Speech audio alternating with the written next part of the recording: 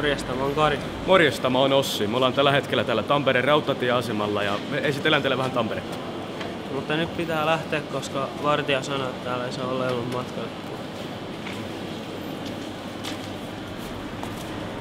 Joo, morjesta. Mä oon nyt täällä Hämeenkadulla.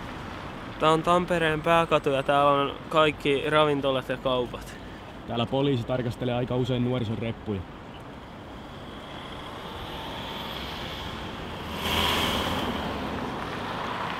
Tossa on hotelli Ilves, on yksi Tampereen isommista hotelleista.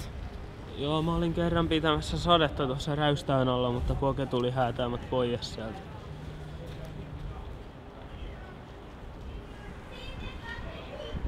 Joo, mä oon nyt täällä Koskikeskuksessa. Tää on tosi suosittu paikka nuorison keskuudessa. Mä en muista kuinka monta kertaa meitä on täältä häädetty pois.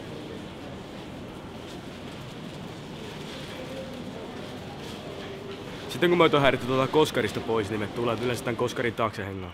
Mutta me yritettiin häätää täältäkin pois laittamalla klassista musiikkia, mutta me totuttiin siihen nopeasti. Eli mä oon nyt täällä liikekeskus Siperiassa.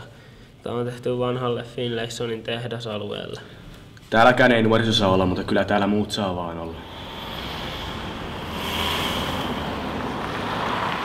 Kuvausreissun jälkeen olisi mukava poiketa jonnekin kahville, vaikka ABC:lle. Mutta menkää te, koska me heitettiin jo pihalle tuolta. Niin, eli 10 jälkeen meillä ei ole tuonne mitään asiaa, eikä ole kyllä näköjään ennen 10:täkään. ABC Liikennemyymälä.